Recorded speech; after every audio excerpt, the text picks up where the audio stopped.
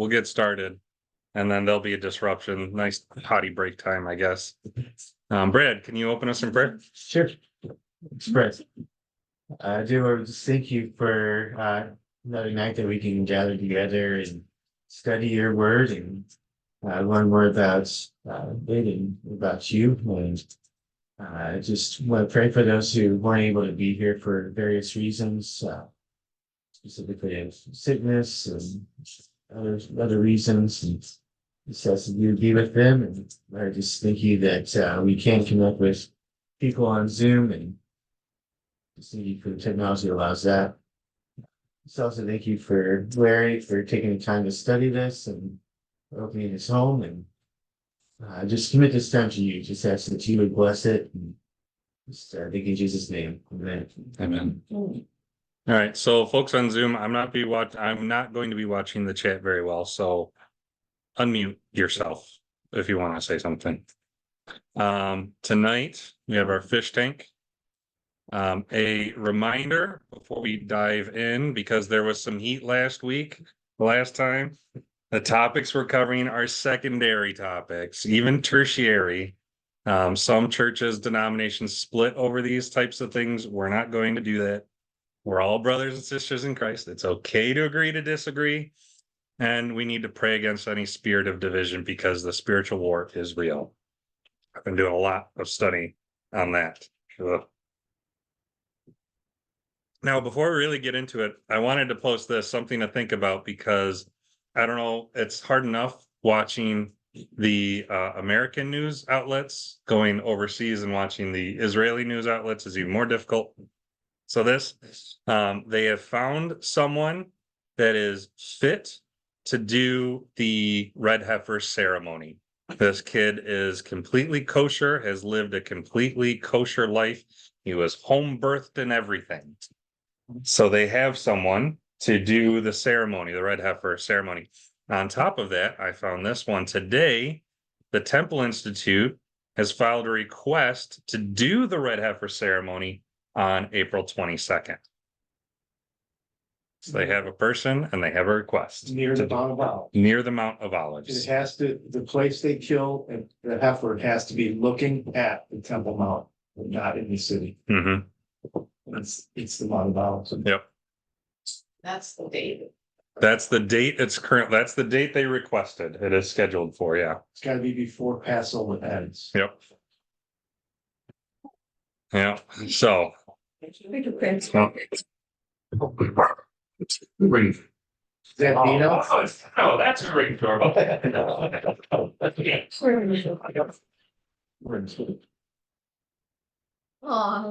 Yes, I know, new person, oh my goodness. I don't know what to do with yourself. Oh, there you go. Just walk through them.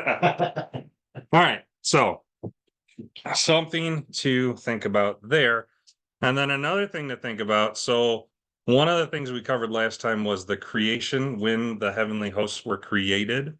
And I found this, I've been reading through different books and whatnot. This is from the book of Jubilees, which Jubilees is kind of like a commentary on Genesis, is the way to think of it. Oh, you stop that. No. You stop. And so Jubilees chapter 2 verses 1 through 3. Wow. wow. Come on. That's welcome. Yeah, that is welcome. Oh, All right, come on. And legalese. Penny. Yeah, she does. Cool. Uh-huh. As she licks your ear. All right, so Jubilee says this. And the angel of the presence spoke to Moses according to the word of the Lord, saying, write the complete history of creation, how in 6 days the Lord finished all his words and all that he created. He kept the Sabbath on the seventh day and hallowed it for all ages, and appointed it for a sign for all his works. From the first day he created the heavens which are above, and the earth, and the waters, and all the spirits which serve before him. the angels of the presence, the angels of sanctification, the angels of the spirit of fire, and the angels of the spirit of the winds, the angels of the spirit of the clouds and of darkness, and of snow, and of hail, and of hoarfrost, and the angels of the voices, and of the thunder, and the lightning, and the angel of the spirit of cold and heat, and of winter, and of spring, and of autumn, and of summer, and all the spirits of his creatures which are in the heavens and on the earth. He created the abyss and the darkness, eventide and night, and the light, dawn and day, which he hath prepared in the knowledge of his heart. And thereupon we saw his works and praised him and lauded before him on account of all his words. For 7 great works did he create on the first day. So I thought that was an interesting thing, and I wanted to bring it up because one of the things that we landed on was that the heavenly hosts were created on the first day. This kind of leans into that all the heavenly hosts were also created on the first day. Also, different spirits for the different seasons, winds, rain, snow, right? There's something in the heavenlies controlling these. I thought that was interesting. So. It does sound a little mystical, It does, yes. right? But it's still pointing to the fact that they think they were created on this. On the first day, and as Job puts it, after they were created, they praised the Lord, and this points to that as well. They created him, and then they praised the Lord for all of his works. So, That's my thank you. Jubilees, is that part of the? Yeah, it's I don't know if it's officially in like the Catholic Apocrypha, but it's in the pseudograph, which I had right there. The pseudograph. So there's about 60 to 70 books that have been found in the Dead Sea Scrolls and the Qumran caves, and they've been all collected up. I have this, but I also have Jubilees as a separate book from another person. So I thought that was cool. You have electronically? I do have it electronically in Logos. I was gonna say, you have fun typing this out. Oh, I did type it out. Yeah, I didn't know I had this electronically until after I typed it out. no, he definitely checked it out. Yeah. There's Oh, There's there's typos. one angle is in there. Find the angles. I think there's only one, so so you Yes. good. yeah. I can't spell, so I just noticed. Good job. Thank you. Welcome. All right. Don't worry, as you go on, that's one of Larry's trademark. It's like his signature. Really. It is a signature. No, just misspellings, Larryisms, as they've been affectionately called. Like Shechaniah. Shekaniah. Pseudograph. Yeah. All right. Moving on. Moving on, a recap. I did get that word right. A recap of last time, just to make sure that we're all here, and if we missed it, you get at least a little bit. In the Old Testament, there are 3 descriptions for heavenly host, or for the spiritual, beings. The problem we went over last time is that our language has simplified it too much. There's angels and demons. There's actually a lot more words that are used to describe it. We have terms that describe nature of beings. That meaning what these heavenly hosts are or are like. In terms, there's Emily. We have terms that describe the status of heavenly beings, denoting their hierarchical rank. This is what we're going to go into today in relation to each other and to God. And then terms that describe a function or what the heavenly hosts do. This is another thing we're going to be hopefully get into tonight. We'll see how things go.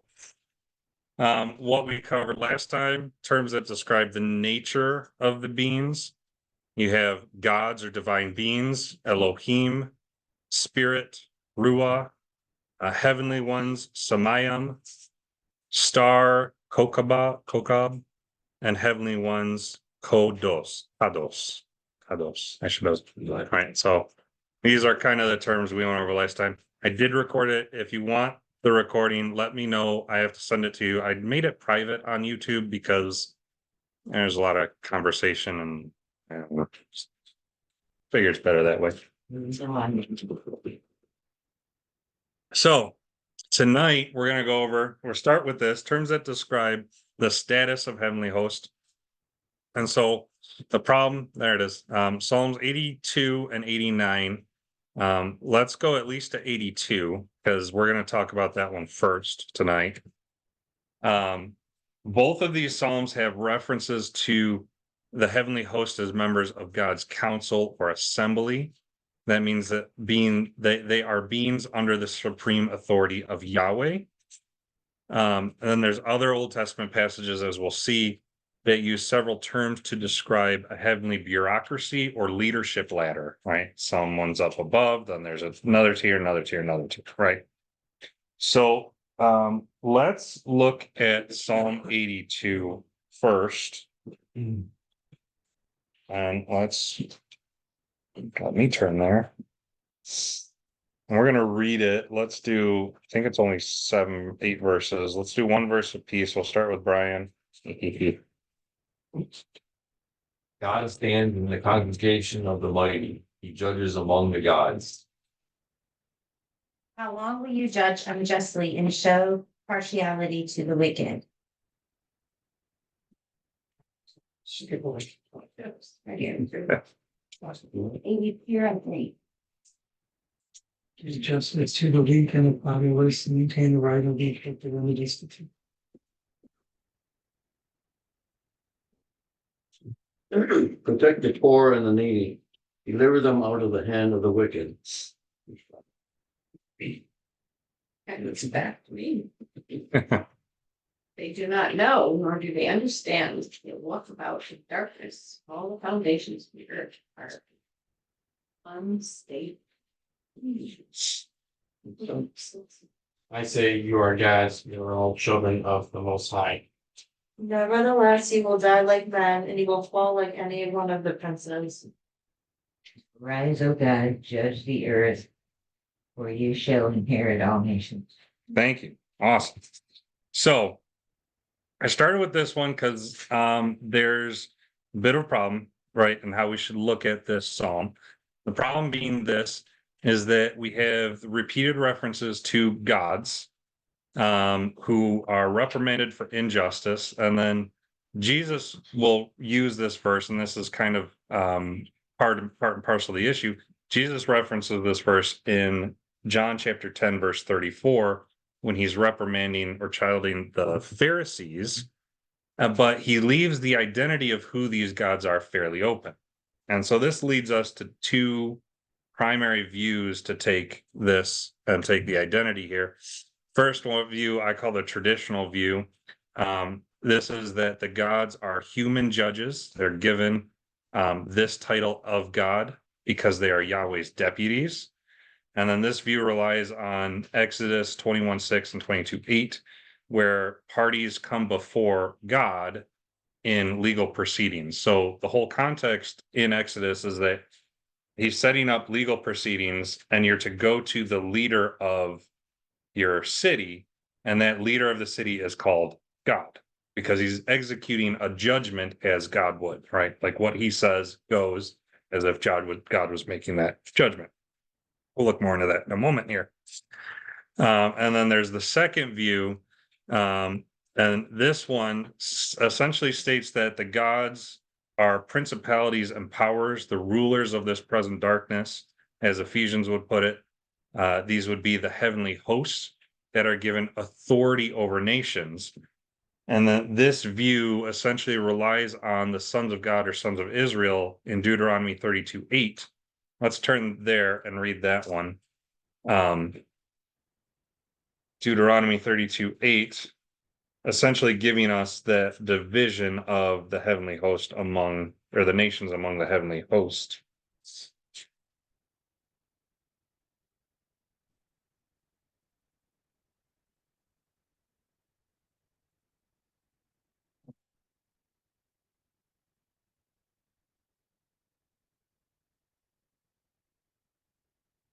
John, you got it? Me? Yeah, you're next. Was Busted. sorry. Deuteronomy 32:8.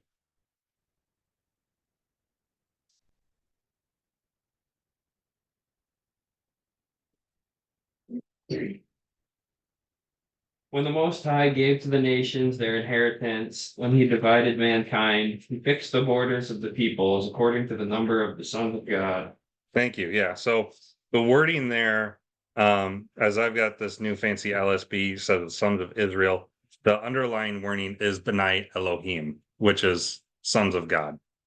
So That's Benai Elohim. that is Benai Elohim. Yes.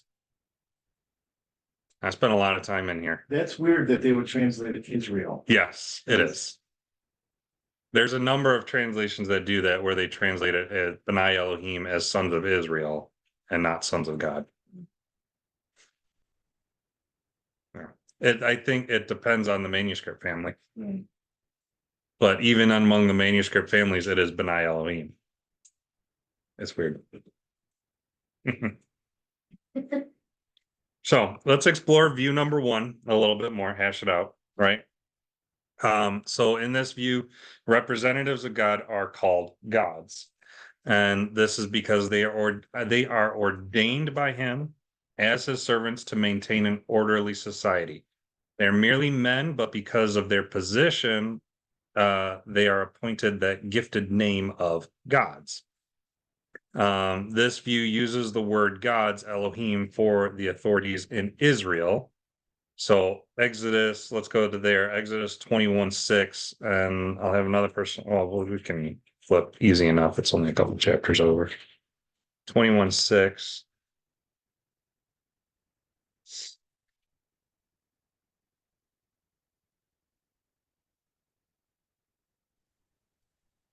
Hey Larry, can I ask a question? Yes. I've always understood this chapter to be about demons, not as in fallen angels. Hang on 2 seconds. Let me connect to.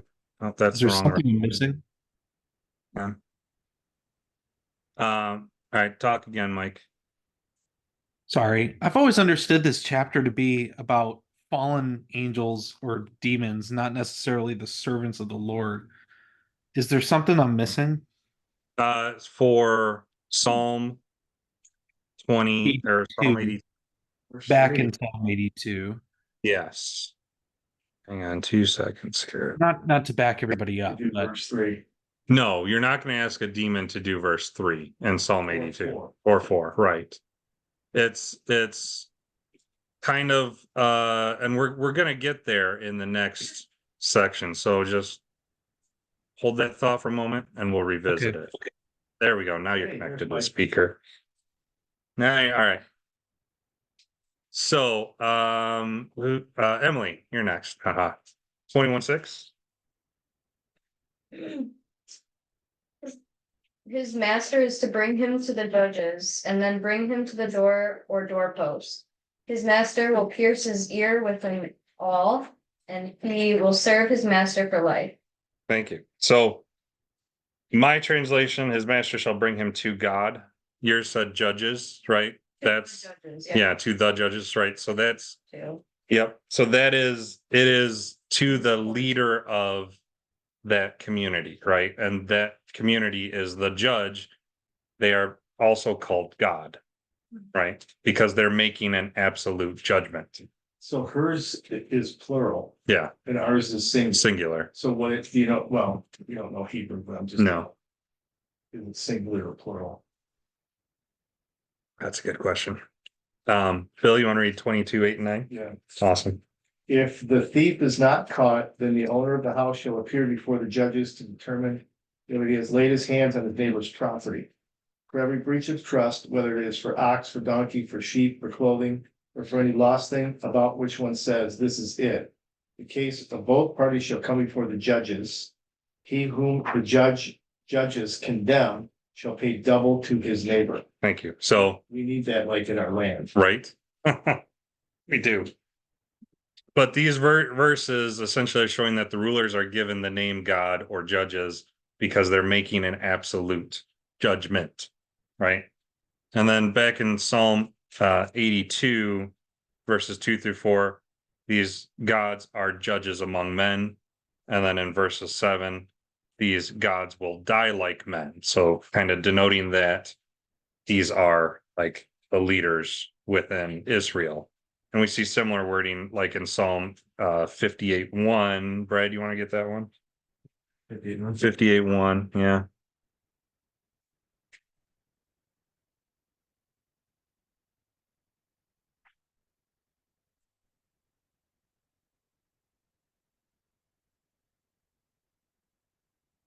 Psalm 58:1. Do you indeed speak righteousness, O gods? Do you judge uprightly, O sons of men?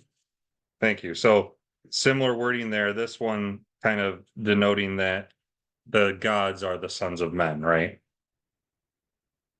So there's that. Oh wait, I'm on Zoom. Where's my, hang on. Where's PowerPoint? There it is. All right. Essentially, in the giving of the law to Israel, the leaders become gods, right? Taking on the responsibility of executing judgments.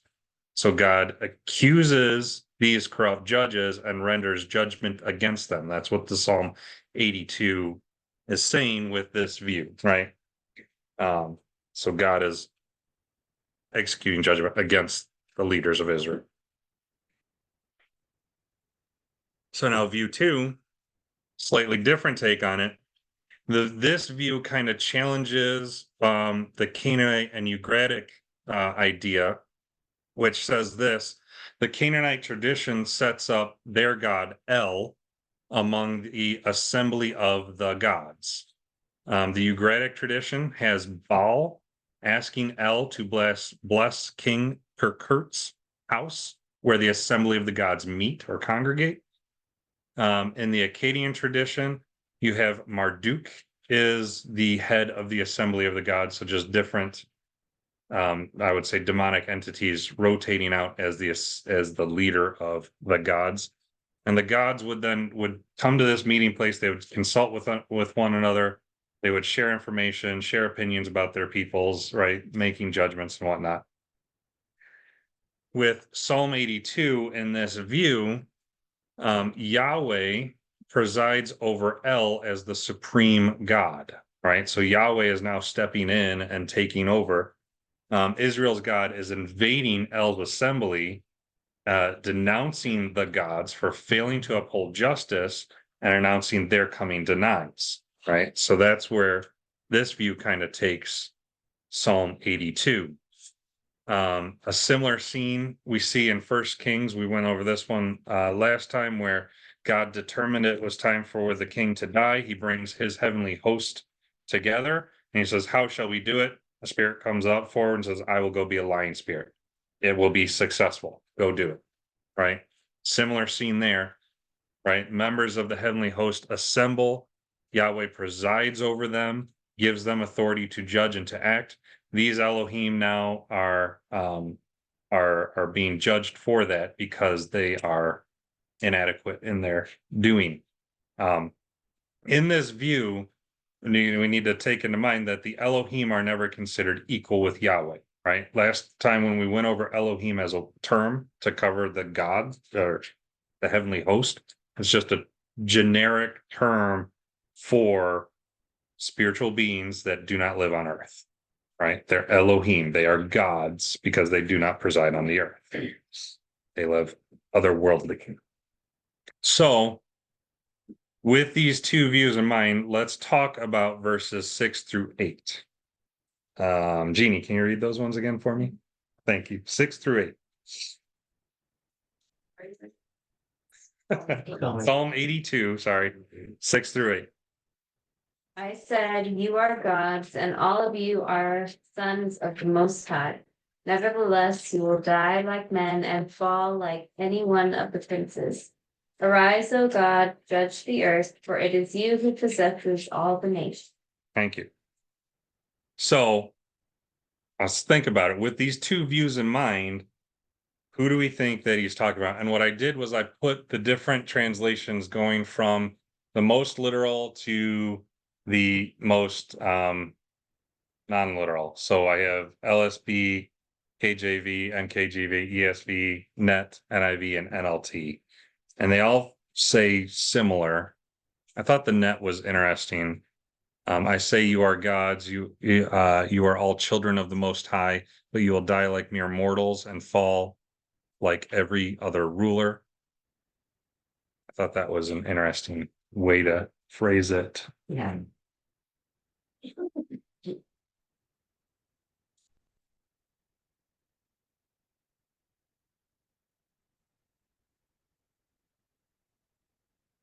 So, Mike, have I confused you more?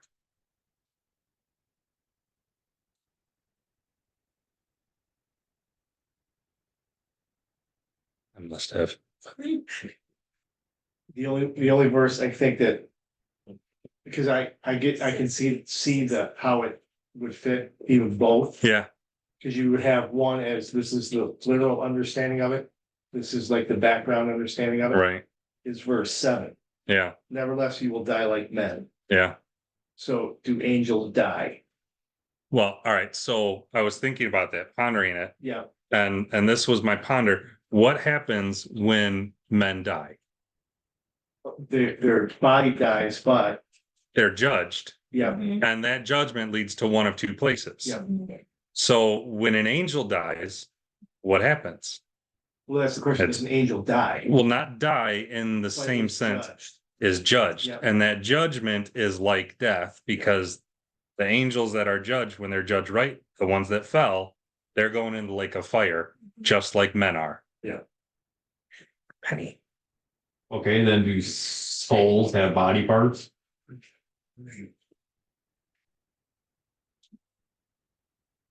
No, No? your soul is your mind blowing emotion. Yes, Then how spirit. says you're gonna go to hell and see gnashing of teeth. That would be spirit. So, So how would there be there- actual teeth? I think you have an eternal, yeah, you have so- an eternal body that will be there. yes, Just won't be. this, because we are all resurrected, like Jesus was So your resurrected. soul's gonna be in your body, Yeah, because Yeah. it's like Luke. be trapped in your body. 16? Is it Yeah. Luke 16 or Luke 14? Luke, I don't remember. Where you have Lazarus and the rich man. Yeah, And Lazarus goes to Abraham's bosom, but the rich man goes to hell and he can feel it. Yep. He feels thirsty, right? He's tormented. So there has to be some way that people feel that, yeah, right? Now, I don't know what it's gonna exactly be like, no, right? But God does. But yeah, your soul is like your mind blowing emotions.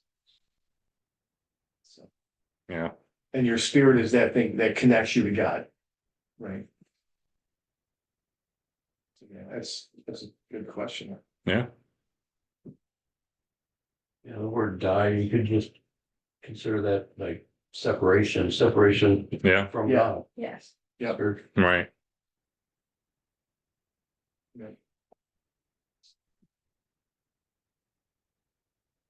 Now, did you use the example of Psalm 29? Do you know that? No, I didn't know. Okay, keep going. I'm not, No, that's a very interesting, I haven't looked at some point. It wasn't included in it there. came from our hermeneutics class. I'm Oh, yeah. gonna scan over it now.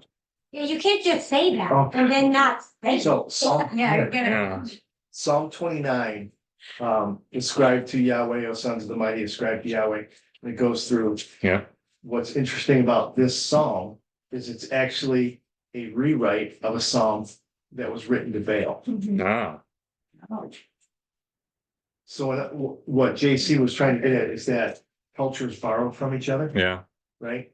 And even the Israelites borrowed from their culture around them. but But in this case, that fits this point here. yes, Where, right, in these traditions, El and Baal were like the head, yeah, right? Head deities. And with Psalm 89, it's like, no, Yahweh is stepping in and you guys are Yeah. done. You've done wrong. and it's the same thing with Psalm 29. Right. The author is saying Yahweh is above you. Yeah. Out of curiosity, do you notice the net note on verse 6 Yes, I did. about the sons of the Most High? Yes. Referring to El. Yes. That's, yeah. On the net Bible? Yeah, I had to keep it simple, Brad. right, yeah, I know. You just, you'll see my reference. All right, so I figure you get into. I know. So I just figured We'll get there, you know but that. regardless, looking at both views, we can see this, and this is kind of the overarching theme of Psalm 82. The psalm is an impeachment of unjust judges who are officially called gods, right? The psalm represents them as being put on trial at Yahweh's tribunal. So there is a tribunal of the Lord. You have that right at the beginning, right? God sits in the assembly of God, right? Yahweh himself denounces their wickedness, reminds them of their duties, declares them unfit, and ultimately renders judgment against the unjust judges. Like that is the overarching theme. And I personally think it could fit either way. But it's one that we're going to, as we go through today, we're going to lean on the second understanding, the second view of this being more of God's heavenly assembly. That's going to help build the case for the rest of our terminology for today. And then for those that wonder, those are my references for how I did that. So without further ado, let's go into the terminology that describes the, what are we doing? Which one? Next. Psalm 82. No. We're 89? Are we doing that one? no. We're going into the status of heavenly hosts. That's what we're doing. Oh, The terminology for the status. So the first one is assembly, da. This one appears nearly 150 times throughout the Old Testament, refers to a variety of assemblies, throngs, communities. It's used of humans in Numbers 16:5, Proverbs 5:14. And then we're interested, it's used of non-humans, Psalm 82:1, which is we just read, right? God takes a stand in his congregation. He judges amongst the midst of the gods, right? That congregation, assembly being another, right? That is Adah, right? God standing in the assembly. And in that we see that God, Yahweh, is above everyone else. He's the head, right? Next one is Sod. Oh, my stuff. Okay. With 21 occurrences, a few references to a council of holy ones under Yahweh. Let's take a look at these ones. Let's go to Psalm 89:7 first, and I'll make Emily read it because she just laughed at me. You Yes, you did. talking to Sylvia through laughter. Oh. What am I reading? Psalm 89:7.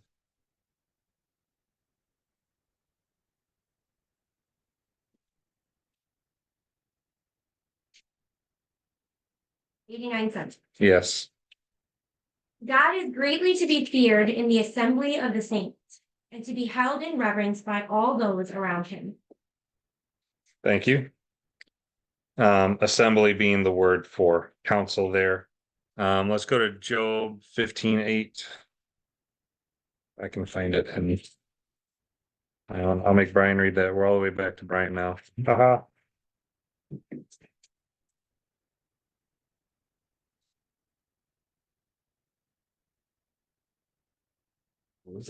Job 15:8.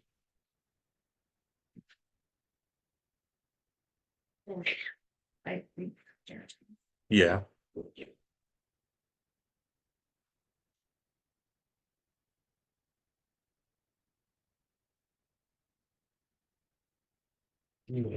Have you heard the counsel of God? No. Do you limit the wisdom to yourself?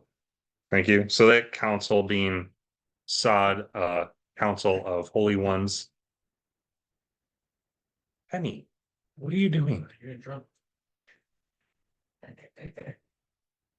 Keeps trying to get it back on his house. Yeah, you must have a cookie in there. Yes. Cookie, I was gonna eat it, but they were kind of, Yeah. I just stuck it in my purse.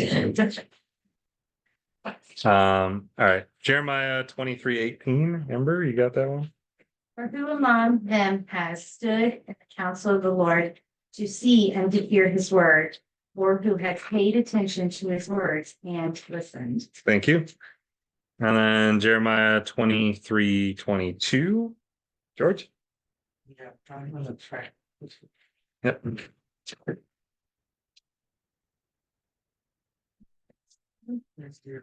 And so what's that chapter? 23.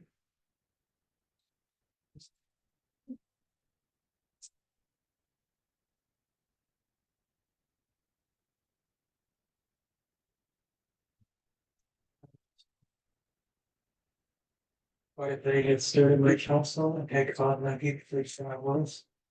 They would have turned them from their evil deeds, probably their deeds. Thank you. Yeah, so saying among the council of God. And last one, Amos 3:7. What was that? Amos, whatever. Potato. Seven, surely the Lord God was nothing unless he reveals his secret to his servants, the prophets. Thank you. So reveals his secret to his servants, that also being counsel, sod. Another way to put it. So another one with this, you have again Yahweh at the top, right? That's part of the leveling there. Next one, congregation. This one occurs 122 times. It's very similar to council. 2 verses we'll look at here, Psalm 89, 5 and 6.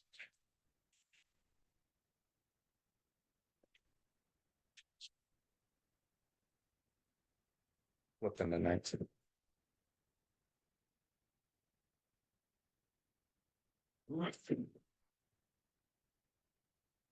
Psalms 89. You want to read 5 and 6? Yeah, read both of them. All right. The heavens will praise your wonders, O Yahweh, your faithfulness also in the assembly of the holy ones.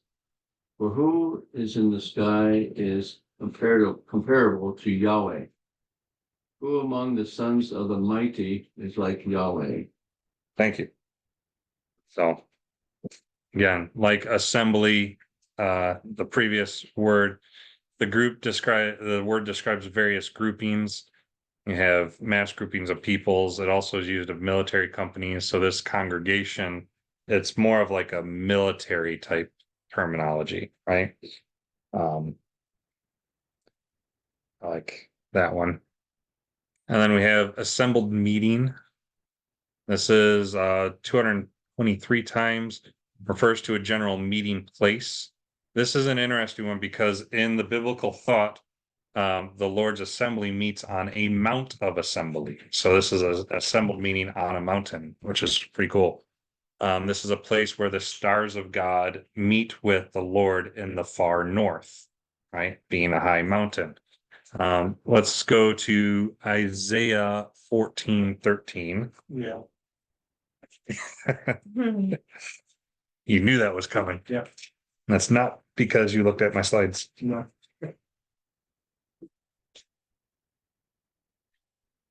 Yeah. Let's say I didn't look at your new slides. Was it part of the new stuff? No, I did go over the slides. no, the new stuff was like the first 4 Oh, slides. because I probably just That's okay. 14 more. 13. It's not my turn to read. No, it's not. Stino's. Where you said to yourself, I will ascend to the heaven and set my throne above that star. I will preside on a mountain of the gods, far away in the north. Thank you. I like that version. Right. You said in your heart, I will ascend to heaven above most high. I will sit on the mountain of assembly, Har Moed, in the far reaches of the north. I'm not even going to try to pronounce that one, but that's the assembled meeting. And then we have the Mount of Congregation. I thought this was interesting from the Holman Illustrated Bible Dictionary on Isaiah 14 here.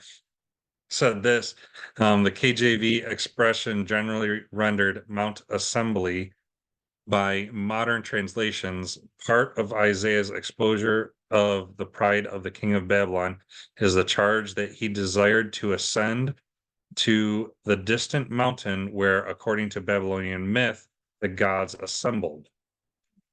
Thought that was cool. And then the Baker Encyclopedia of the Bible said this, congregation or mount of the congregation, according to the KJV, translation for mount of assembly, the name of the mountain that figured in Babylonian and Canaanite mythology in Isaiah 14:13. So like this is a very like thing, right? That the gods would assemble on a mountain. And that's why you had a lot of pagan religions build altars at the top of mountains, right? You see that throughout the whole Old Testament, that when a new king came in, if it was a good king, he'd have send the Israelites up to the top of the mountains to destroy the things, or the altars. By the way, Yeah. where is during the Millennial Kingdom, where's the city and the temple? Oh, gee, I wonder. Do you know where that is? On the mount. On a mountain. The highest mountain in the world. Yep. What is the height? Well, when the Millennial Kingdom, when God reshapes the entire Oh. earth, Yeah. Jerusalem will have the highest mountain in the world. Yep. So yeah, absolutely. Yep. It's a cool one. And the temple is in the north, Yes. the city is in the south. Yeah. Yeah. That's cool. This one is court. This one occurs 5 times in Ezra and Daniel. Each occurrence has to do with justice or rendering a judgment. Let's go to Daniel 7 and read 9 through 10. Daniel 7.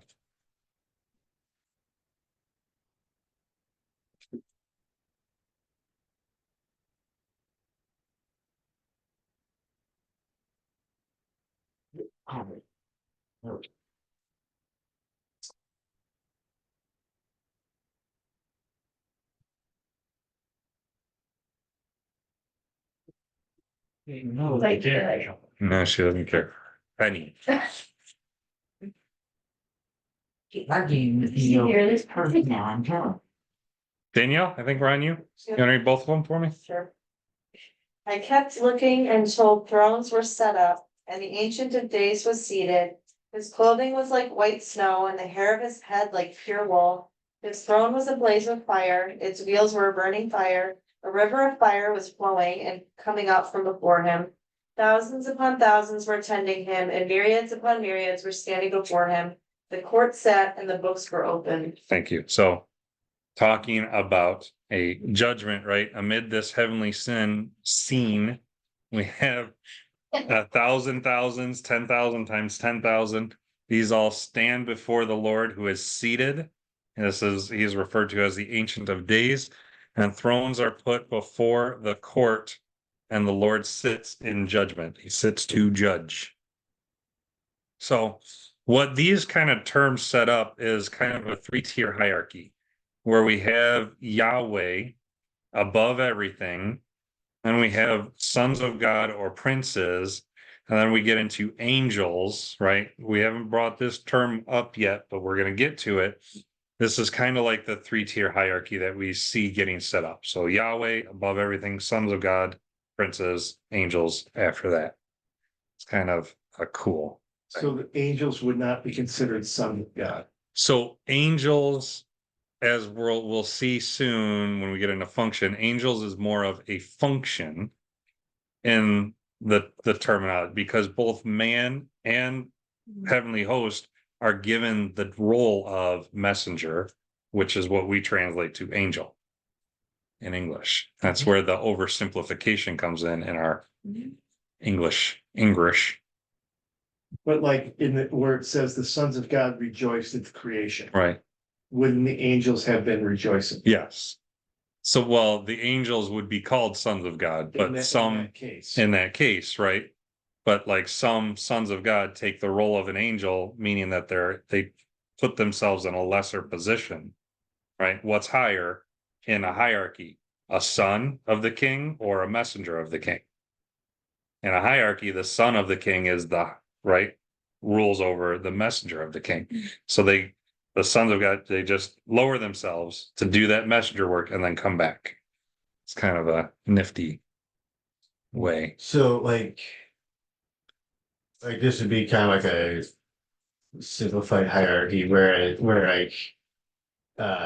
like just for example, like Michael the Archangel would be considered would be in like the sons of God category. Yeah, because he's listed as an archangel, right? Being a higher angelic entity. And then yeah, I guess I'm not sure about Gabriel, but obviously he's a messenger. He's a messenger, but he's not listed as an archangel. Right. As I say, the main thing that we know of Gabriel is his claim of like he stands in the presence of God. Right. Which I mean that's yeah. And that everybody knows his name. Yeah. Yeah. So angels and sons of gods, they're not just hierarchies, they're all two separate beings. They can be. We'll see that in a moment. We'll get to it. But they can be two different beings. Yes. Entities. It's cool. I thought this was interesting. This is from Michael Heiser's book, Angels. He says this: many scholars have pointed out that there is a discernible hierarchy within the divine council. All council members, including Yahweh, are heavenly spirit beings. However, a careful comparison of the council terminology sketched here with texts from ancient Canaanite and Ugaritic texts and the term sons of God, an angel allows one to discern three tiers within the council. So we're going to go into this here in the next couple slides. You can see within the terminology that there is a tiering kind of being set up within the council, which is cool. So sons of God, for example, just as a high level, we're going to get into it more later. That's what the double stars are. Whenever you see double stars, we're going to dive deep into that one coming up. This term being a family term, a familiar term, right? Children of the king are not mere messengers, but rather they outrank the mere messengers, right? Back to that idea. The language conveys the idea of royalty. The sons of the king were the elite authority level. They are given the extensions of the king, right, as authoritative figures. They're given a higher status by the king. And the king's governance includes hundreds, even thousands of individuals. But authority is tiered, with family members or sons being given a higher rank. So you have like these sons of God, they're at a higher rank, they do more. Another term that comes up often is prince. Not all members of the heavenly host have this title. There's only a few members that actually give this term prince, but it's used in two ways. Princes of the supernatural realm are identified as sons of God and assigned to the nations of the world in divine judgment by the Most High. This is our Deuteronomy passage, right? Where they're given different pieces of the world to judge over. These princes are over the nations that oppose Yahweh and his people. We see this in Daniel. Sons of the Most High are judged for corruption and rebellion because they defected from Yahweh's service. And that's where Psalm 82 kind of fits in, right? So in Deuteronomy, the way it's kind of going is that in Deuteronomy, the Lord sets his princes over nations.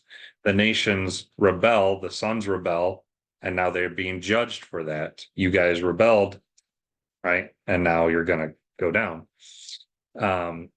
The term is used to describe a commander, Sar, right, or an army of the Lord in Joshua 15:14.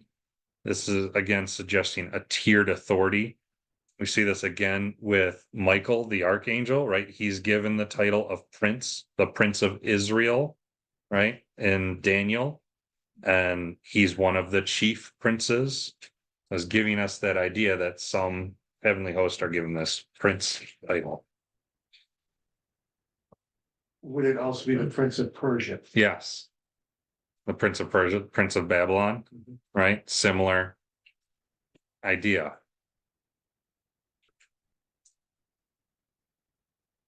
And then we get into angel, Malak, as we see in the Old Testament messengers, right? That's where that is really what it means. These are ones given a lower level job than the royal terms, royal sons. This term describes more of a function of heavenly host, a role that a spiritual being fulfills. They fulfill this role as a messenger. They get into that. Ooh. Now, does he go into the term, or do you go into the terms like guardian angels? We'll get there. Okay. Not tonight, Okay. but we'll get there. Any questions? Because that wraps up the terms that describe the status. And we're going to get into the function of heavenly hosts.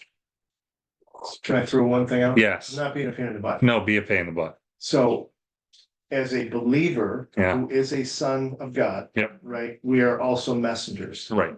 So we're both. We're both. Yes. So that's what I'm thinking. Angels are also sons of God. Yes. But there is a tier, there is a hierarchy, Right. right? Right. Where you have higher level, And lower level. cherubim, seraphim. Yeah. right? The princes, the whole night. Yeah. Yeah. Yeah, that's good. That fits in. Have you read Enoch? Yes. Are you trying to stay out of there? Not when we go into some of the deeper, like I said, I put stars on topics we'll revisit. When we get into those, I am going to be pulling in Enoch, Jasher, like some of the other texts into that to kind of help. But right now we're just looking at the terminology from the Old Testament that's being used. We're just kind of setting the ground and then we'll dive in. But yes, Enoch is a fun. Does he go into the New Testament now? Because I mean, we've been sticking to like the Old Testament. We'll get into the New Testament. It's right now building that case from the Old Testament perspective, and then we'll go into the new.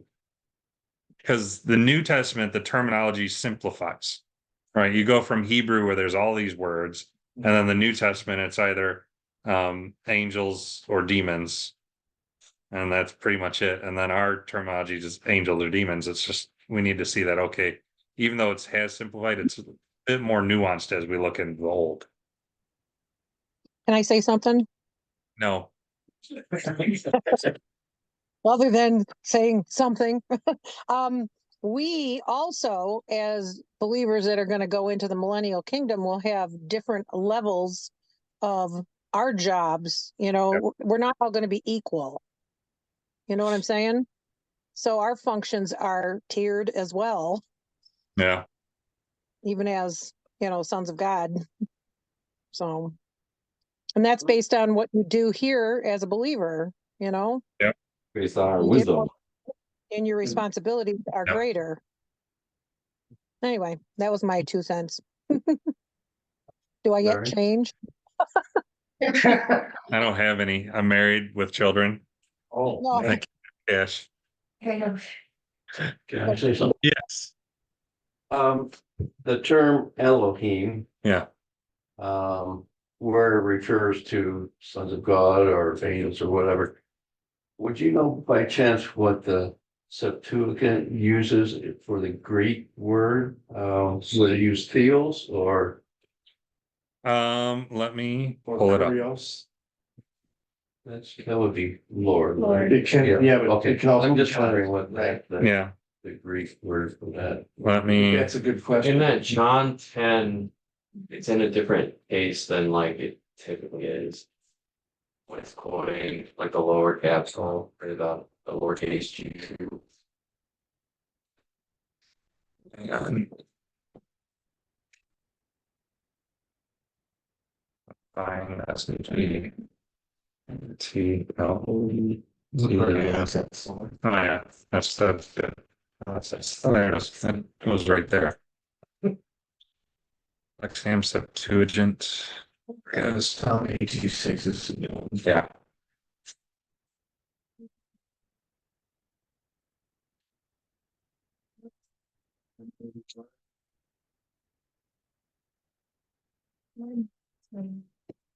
Oh, it's in English. It's in English. Hang on. Everything is slow.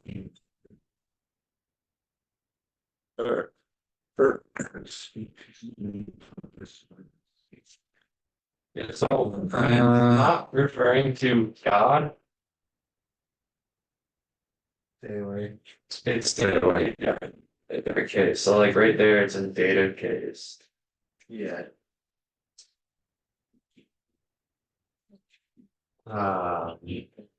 Let's try that one.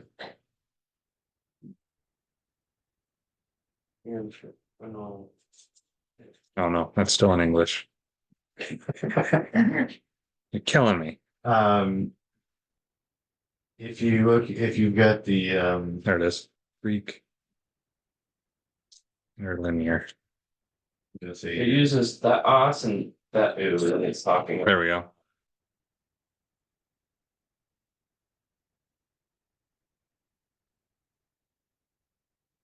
Wait, That's Psalm 82, verse 6. that's a different one. What? Wait, hang on a second. I think you. Yeah, start translating. The first verse, that's that.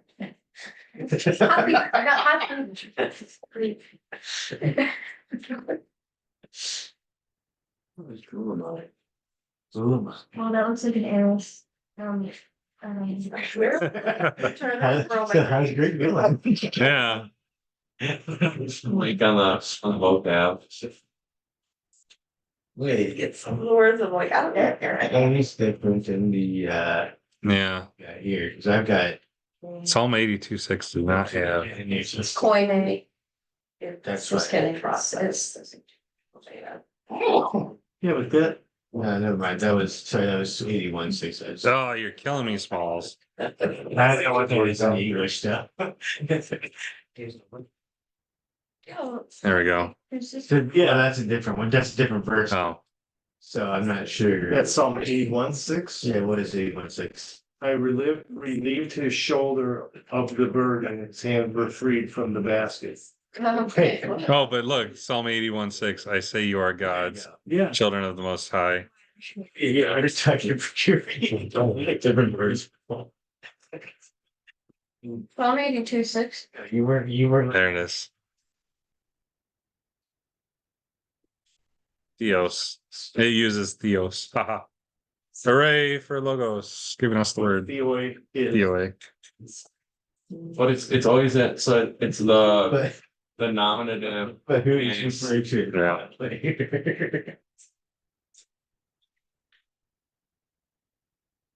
Every time it's in a different And really. it has a different ending when it's not talking about I don't even know. God Almighty. Yeah. So like that in 82:2 right there, that's talking about God. Yeah. And And it uses nominative and genitive for God, Yeah. and it uses, Yeah. That's Theos. that's God. Oh, Theos, yeah. Yeah. And then that one. Yes. And then, so Yeah. like, that ooze, that would be not God in the line just under, still verse 1, that ooze would be not God. So it uses two cases for God, and then Yeah. it says something else, it's not. Something. Wow. And that was the Greek version. There we go. Hopefully we confused Yeah. everyone on Zoom. Yeah, I go, it's mine. Ego. I go. I. I. Like he go. Like, you can go like I, mine goes. yourself. Yeah. Yeah. That's I. Yeah. Ego, is it ego or ego? I Ego. say, Absolutely. Ego, I always. Learn to echo. Like if I go my ego. You are Read all verse six the most there. high and Go God. ahead, John, read verse six. I go A5 that way, Esther, sorry. We all fail, Green. We all fail. Like, Because I say, where is JC? Right, seriously. Not here. What is that word? All of our friends put Pontes, together. before Pontes. on this, Pontius Pilate? Quioe, oopsie doo, is it Christu?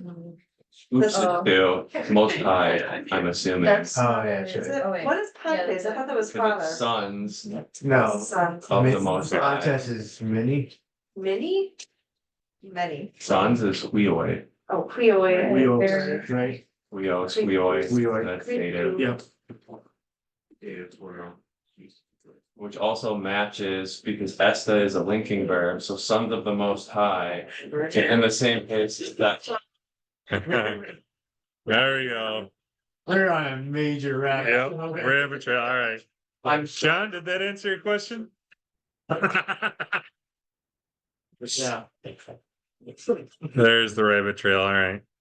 I'm still Bring confused back as to how the this turns into 81.6 and that. You said 81.6. No, yeah, but in the Septuagint, it's 80 Oh. No, Oh, that's it's- right, because they had different chapters. different chapters. Yeah. It's 81 in the Septuagint, it's 82 in our English. English failed me. So English.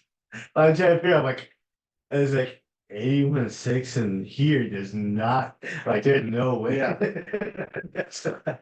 All right, Press on, brother. let's press on. So, terms that describe the function in the Old Testament text. Wow, that's really tiny. I'm sorry. Old Testament uses a number of terms to show what the heavenly hosts do. Words that provide a profile of activity, sort of like a job description or attributes related to a text. That's where we get into the terms that describe function. Let's get into functional terms. So our first one, Malek, angel. All right, that looks horrible too. Malek is a verb meaning messenger. A related noun, Maleka, refers to a business journey or a trade mission. Both come from the root word lik, which means to send. It's kind of where we get the root of the word. It's used of human messengers a grand number of times. Used of human prophets that are sent by God. And then it's used of human priests that are also being sent. The word Malek is essentially to be sent out to serve God. That's the base, like, root definition. Angel, the word is used mostly for spiritual beings, however, ones that are sent out to serve the Lord. The English word comes from the Greek angelos. It is often used to distinguish supernatural from human messengers, but is used in instances to refer to both at times. The word itself is more of a job description for the spiritual beings of God's heavenly host, one that is sent by God to deliver or receive a message. This is a subtask compared to other things that the heavenly host does. The word can also be used to describe hierarchy, archangel versus angel, right? Super messenger versus a regular messenger. Another word is minister. This is a broadly used as one that is attending to the service of God, one that is in service to the Lord. Only 2 occasions where it is used to describe angelic service. Let's go to Psalm 103 and read that one first. I forgot where we left off at, people. John's gonna read it in Greek. Okay, John can read it in Greek. Read it. It's Hebrew. 103. Yeah, Psalm 103.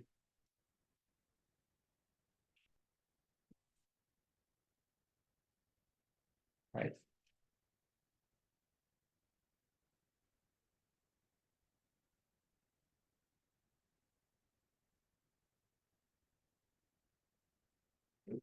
Sure, you can read Okay, 20 through 21. 20 and 21. Yeah. Bless the Lord, O you his angels, you mighty ones who do his word, obeying the voice of his word. Bless the Lord, all his hosts, his ministers who do his will. Thank you. And then Psalm 104:4. I'll make Emily read it because it's right there. And making the winds his messengers, flames of fire his servants. Thank you. So minister servants being the word there. Similar wording is used in Daniel to convey ministering as an idea or job function. Let's go to Daniel 7:10.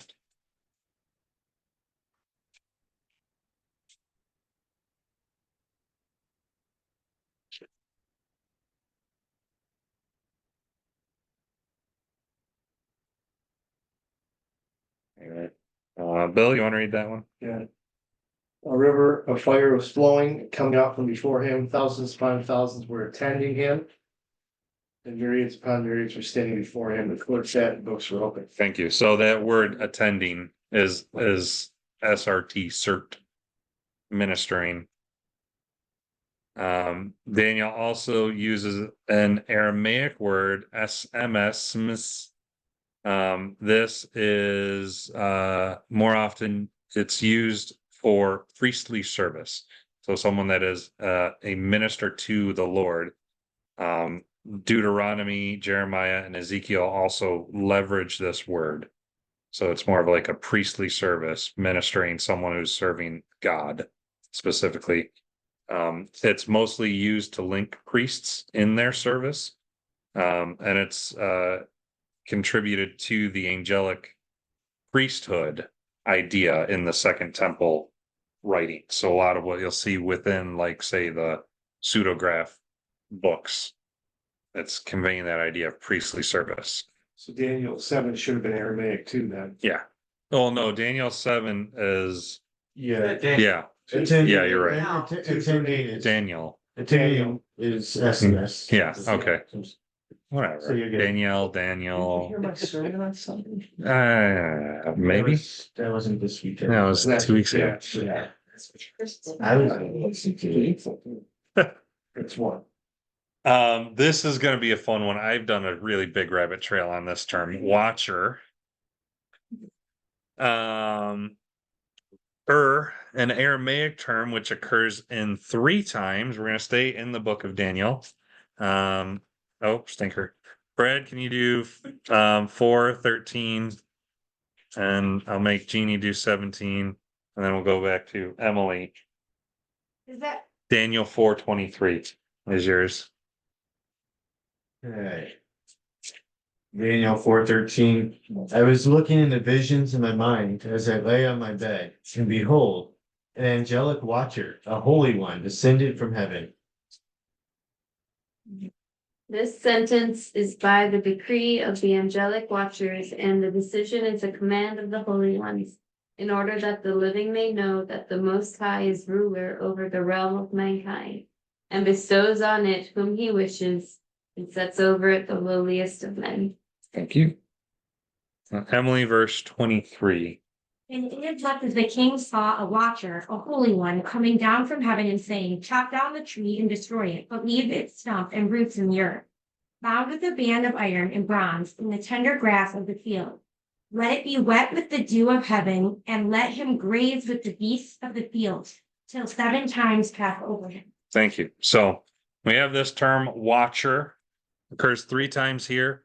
It occurs a lot more often in Second Temple Jewish literature, as when we do our rabbit hole, we'll see.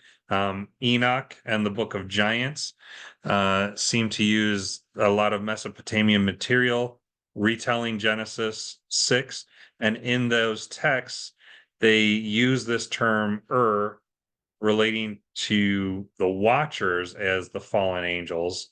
But the term itself refers to like that of being a vigilant watchfulness, right? You are doing an active watching. During the Babylonian reign, the idea of heavenly hosts being watchful is conveyed. Ezekiel 1 through, we're not going to read it because we're going to dive into these at a later date, but Ezekiel brings about these ideas of guardian or watcher role angels. Isaiah 6 have seraphs that have this guardian or watcher role. And then Zechariah, an angelic being described as a watcher who has been walking about the earth, right? The idea of the watchers are those who watch what's happening and then go back and report it, right? So that's what they're doing. Kind of a cool term, but we'll rabbit hole that another day. And then we have three terms here that are related. You have host, mighty ones, and mighty. These three terms all overlap. They are used of mighty angels in service to Yahweh, and they relate to one whose service is in Yahweh's heavenly army. So that's kind of where they overlap, is in the function of what they're doing there as part of the army. So let's take a look at them. Here, host is in a common broad sense. It's used of people, compulsory labor, those in military service, those in a general army type role. When used of heavenly beings, it overlaps with the other words, right? It overlaps with Malak and Seba and Psalm 148. Let's go to that one, 148 2. Because why not? I think we're on Brian.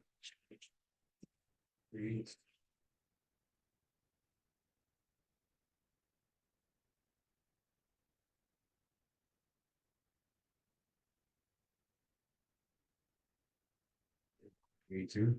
48. 48? Yeah, sorry. 48 2. Praise him, all his angels, praise him, all his hosts. Right. So kind of like that overlapping the hosts and the angels frame. And then Samaiah and Seba and Jeremiah. Let's do that one. Jeremiah 33:22. Jeremiah, Yes, my turn. it is your turn.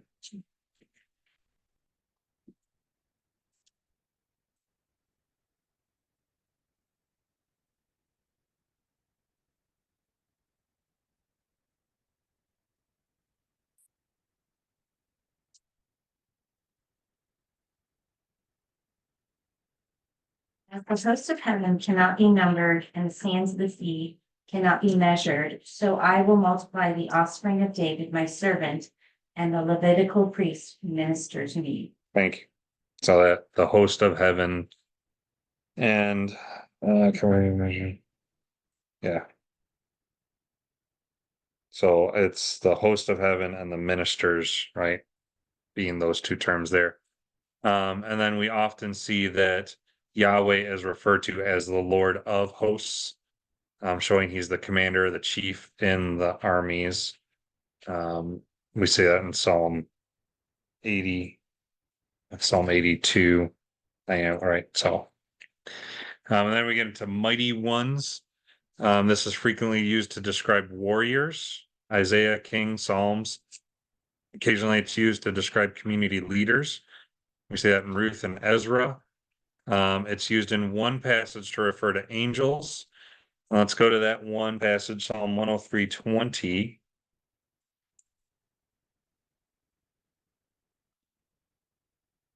Psalms 103.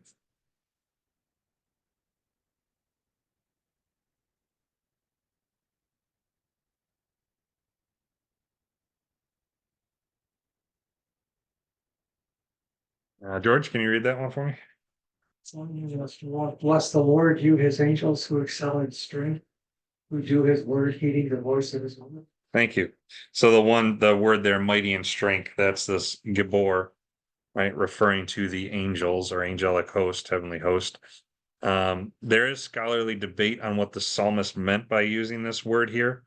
To sum all the scholarly debate up is that the psalm is not very military in nature, but the word usually is military. So this could mean that the angels obey the words of their commander in a military sense, but it could also mean that the angels obey the words of the Lord. The angels that obey the words of the Lord are upstanding citizens, right? compared to those who did not obey the words of the Lord, right? So it's that's the scholarly debate. Go either way on that one. And then we get mighty. This is broadly used to refer to fertility and strength. It's used of warriors in Jeremiah and Lamentations. Another way to understand the word is able-bodied, right? You're able to do something, right? Giving the idea that one would be of what would be required to be a good soldier, right? Now, one that is good for fighting. It's used of angels in one passage. Let's turn to that one. Psalm 78:25.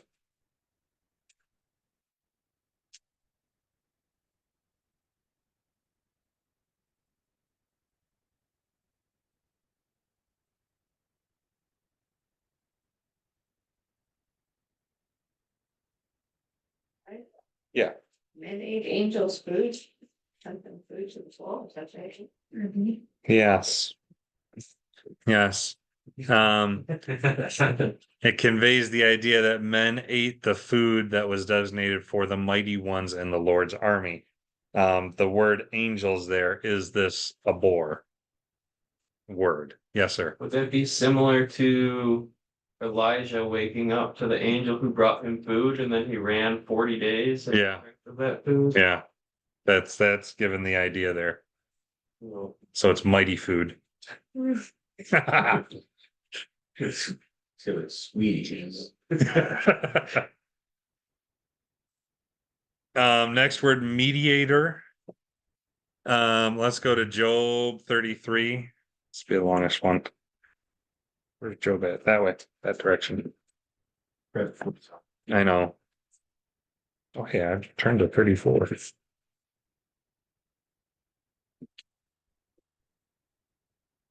Job 33:19-24.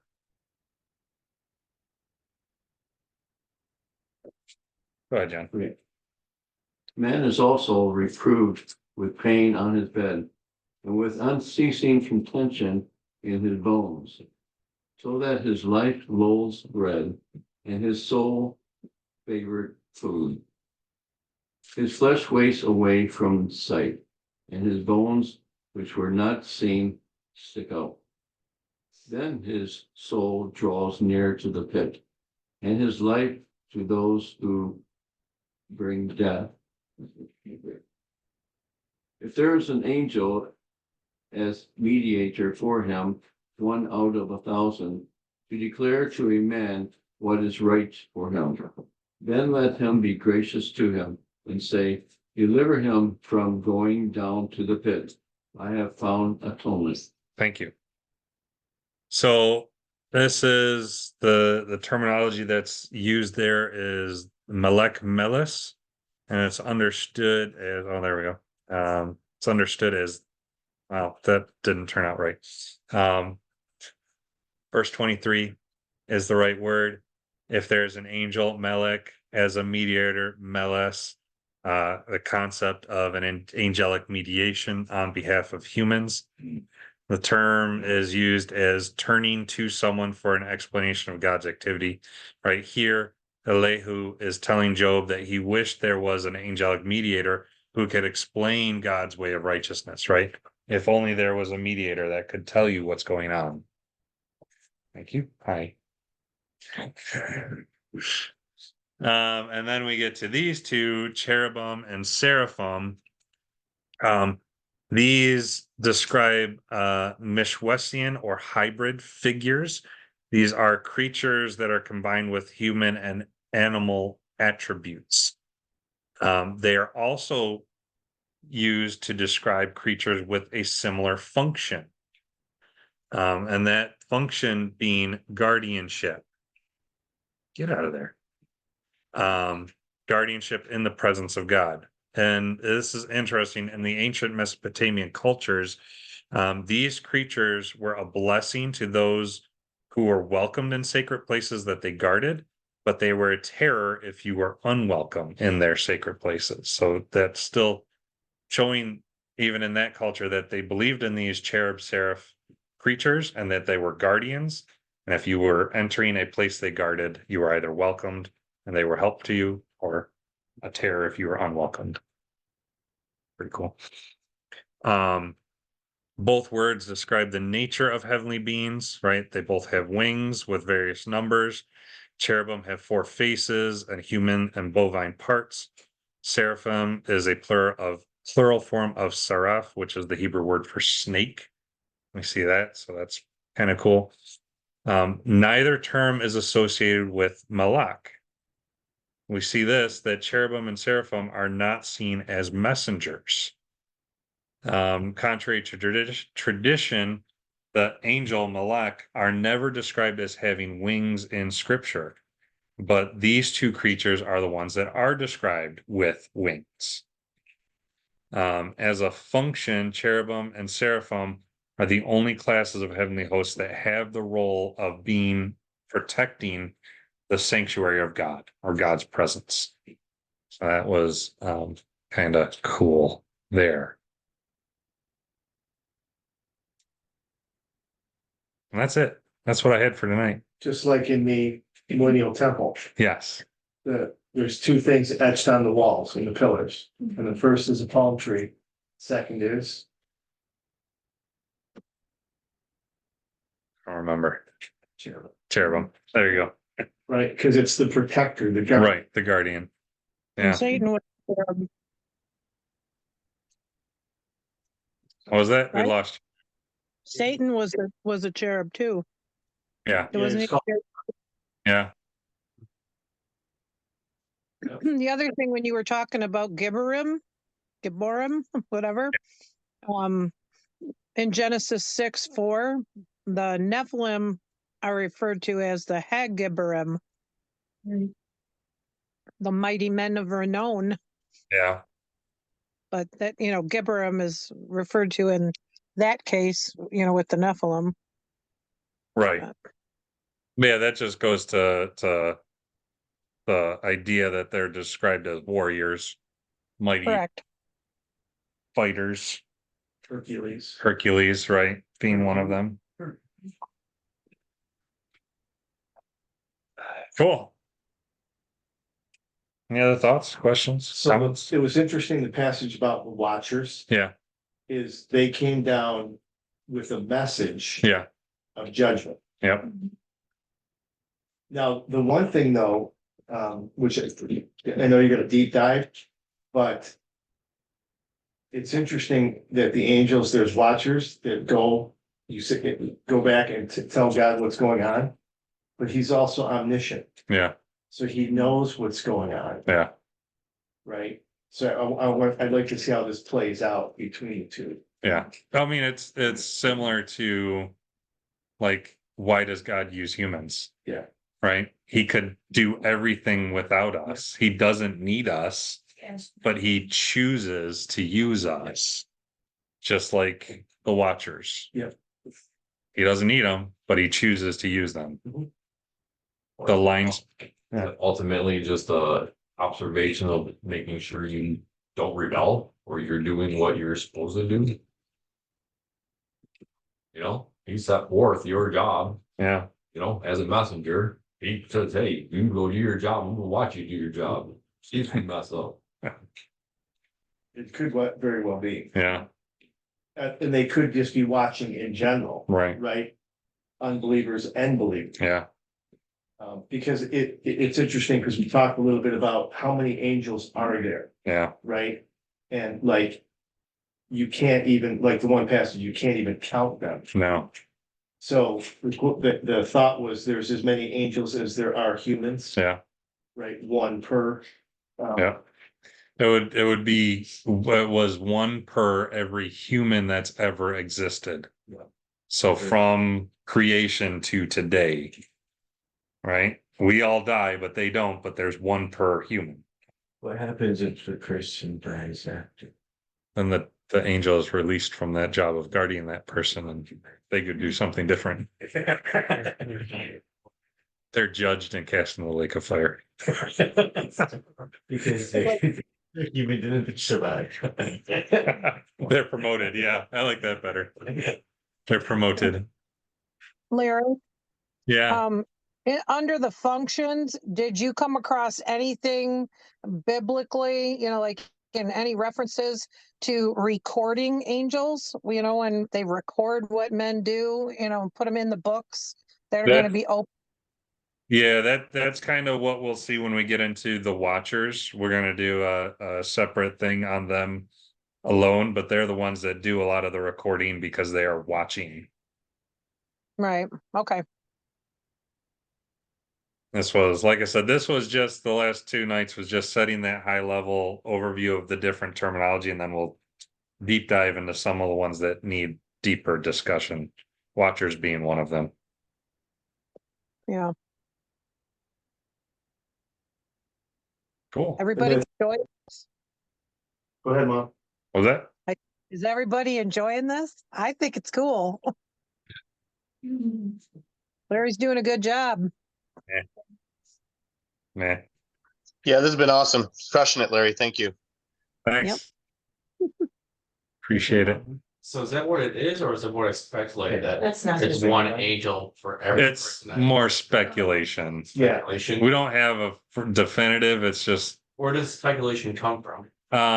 what was the passage? I'd have to pull it back up. We just hit. We did, oh yeah, It said, myriads upon myriads of thousands upon thousands. yeah, That the sons of God are so numerous that they cannot be numbered. yeah, Right, so that means there's, it's like the sand of the sea, right, right? And then he references Abraham's descendants, yeah, which the promise to Abraham was that his descendants would be as the sand of the sea, which is essentially you can't number it. yeah.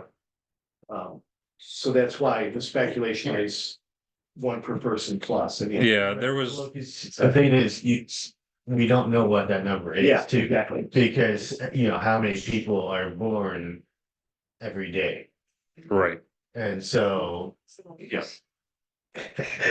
And so, if you think of an angel, a guardian angel per person, that's gonna go astronomically, especially if they're not recyclable, To me, there's 8 billion. So in Noah's day, there would have been, yeah, forgot the chart. It's exponential, but now there's 8 billion people in the world, 8 billion plus. Right, and Right, that's, so just imagine one per just today. yeah, just today, that's, 8 billion plus.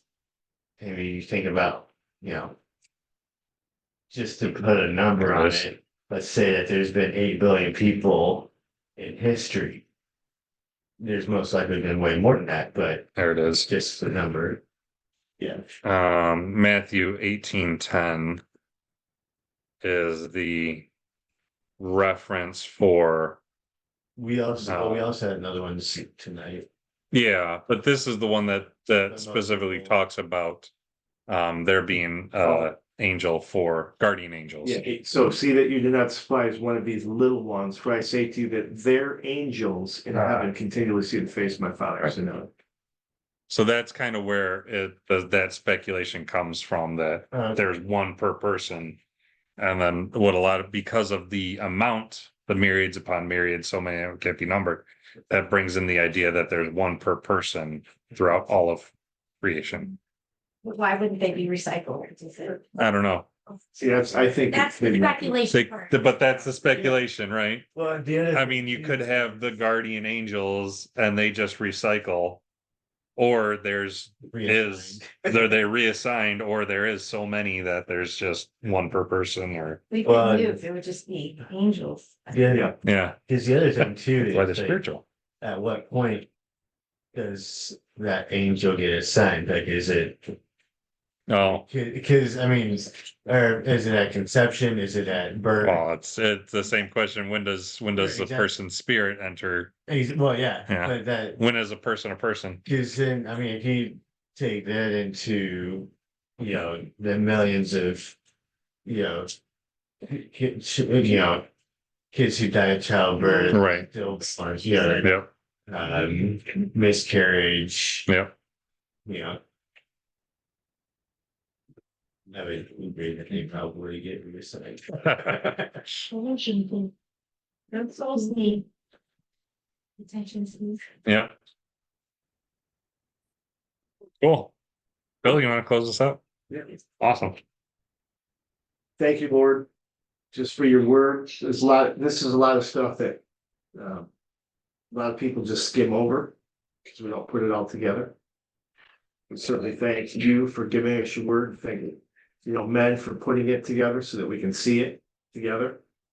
And it just really comforts our heart to know that they are out there watching over us, guarding us, and of course, serving the King. So bless that message to our hearts, and then let us be a light to the world around us. And we certainly do give you thanks. Thanks for Larry and Emily for opening their house. And until you return, just let us be about our Father's business. We lift this up in Jesus' name. Amen. Amen.